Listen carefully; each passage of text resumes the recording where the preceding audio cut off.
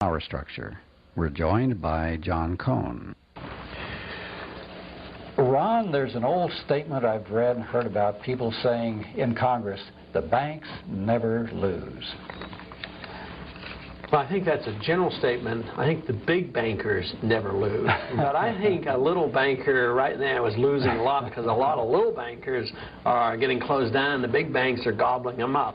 I don't think David Rockefeller is going to lose. I don't think he's going to be out selling apples or pushing pencils anytime soon. But a lot of bankers that are being wiped out at the state level are losing.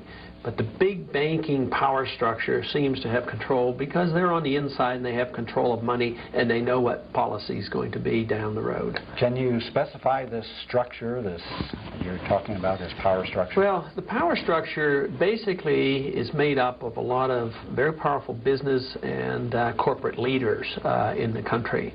And in particular, they have formed their organizations. They've been around for a good while, and they don't even hide it anymore. You know, the Trilateral Commission, as well as the Council of Foreign Relations. No matter which president, which party is in power, they will appoint to the major offices members of these two committees. And they always have control of the Federal Reserve System. So the Wall Streeters, the big bankers, have inside information as far as what is happening and what's going on. And control over money is pretty significant because if you can control money, you're really controlling 1/2 of every single transaction. So that is a tremendous amount of power. But it doesn't look like we're going to have any independence. They say the Federal Reserve is independent, but that's a bunch of nonsense. The protection that the founders gave us to try to keep us from this happening never authorized a central bank, and they were very strict in the writing of the Constitution to limit the power of Congress to the minting of gold coins, to allowing only gold and silver to be legal tender, and prohibiting the printing of paper money. All those things we have failed to follow. That's why we have a central bank with a paper money system and a lot of inflation, high interest rates, and a very, very shaky economy. So I would say that if we would have followed the advice of the Founding Fathers and not allowed this power structure, this group of elitist bankers and industrialists to get control not only of the banking system and the monetary system, but really our foreign policy and our government. I wrote a little speech and gave a speech right before I left Congress, and I said I don't think the members of Congress really know how little effect they have in controlling things. Really, there's and that means that the Congress itself doesn't have much control. The people doesn't have much they don't have much to say about it either. The control of overall policy is really in the hands of a very small number of people who control all the administrations, all the appointments to cabinets, and certainly all the appointments to the Federal Reserve. So that shows we have a single-party political system in the United States, just maybe split in two a little bit, but there's really no difference. It's a single party, and if you look at the obstacles put in our way as libertarians to get on ballots, it's an outrage because we have to spend more than 1/3 of our energies and our monies just to apply to get on state ballots, and this distracts us. Some states it's almost impossible to get on. They say, and I have not personally investigated every law around the world, but they say that we are one of the toughest countries in the world to get a new party system. And the American people have been conditioned that it's great to have two parties. We don't want to be like Italy where there's all these choices. We want to limit our choices. It's easier that way. And we don't want to be like the Soviet Union where there's only one party. Yeah, that's right. So they have two. But if policies never change, what's the difference? So we do have one party. If policies never change, you know, if there would have been a difference, maybe under the Republicans we would have had a closer to a balanced budget, but the deficits were worse with the Republicans. But foreign policy, the policy of intervention, subsidizing communism, and helping rich allies, that always continues, Republicans or Democrats. It was the same policy, Republican or Democrat, that supported wars like Korea and Vietnam, and the CIA operations and the FBI. All these operations are endorsed by the other two parties. But for that reason, what do? They get control of the funding as well. The other two parties get over $100 million handed to them. You know, not too long ago, we had the two conventions on national television, Republican and Democratic convention. And the American people didn't watch. They should have. They paid for it. They paid $9 million.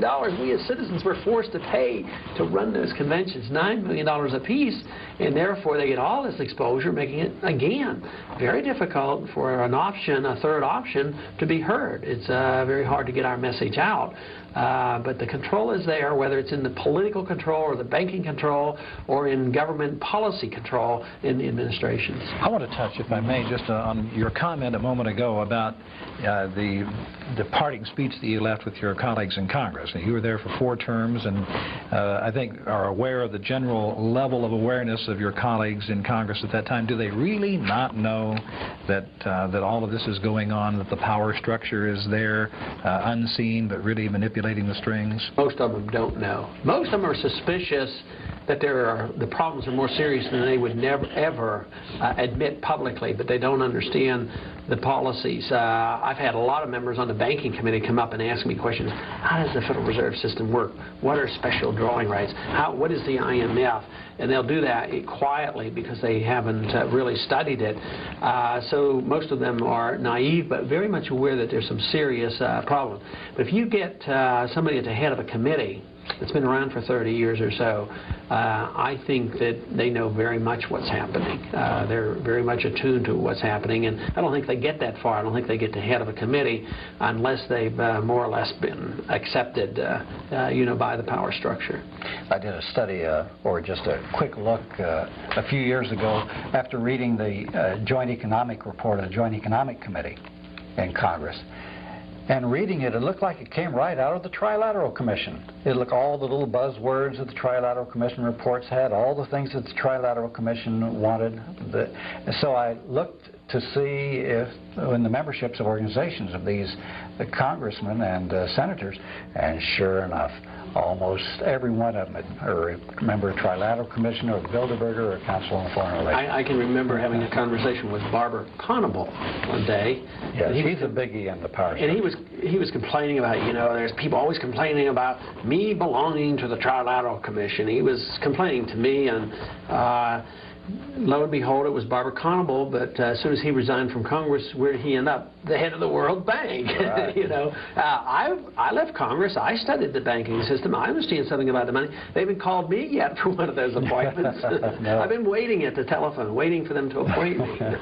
Well, John, you've studied a lot on this banking industry structure, and it's not only interlocked here, but there are international interlocks, aren't there? Yes, there are, and the ties with the foreign banking interest. The people that settled this country left, of course, Europe, and came over here and settled down, and almost immediately the powers that be in the European continent and the money circles were reaching out those tentacles to gain control of the new country here.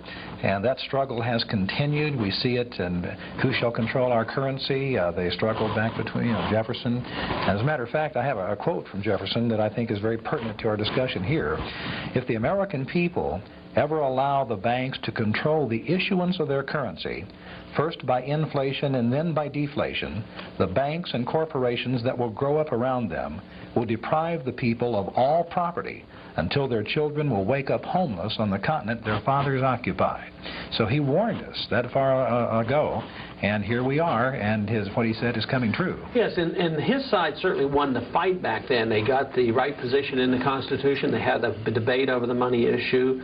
The hard money people won. The Federalists lost. The Hamiltonians lost. But then subsequently it's been downhill, and certainly in this century. It never happens at one time. It isn't all or nothing. They keep chipping away, yes. Even though we got our central bank in 1913, it wasn't the total destruction of the system. It literally took from 1913 to 1971 to open up the floodgates, but it was in 71 that the last linkage to gold occurred. Of course, in the 60s there was still some linkage to silver, but since 71 all you have to do is look at the economic record of spending and deficits and all the economic problems and interest rates and all the price increases. I mean, it's just been totally out of control. And then even in 1980 there was another law that increased tremendously the power credit of the Federal unions Reserve. and the savings loans. Yeah,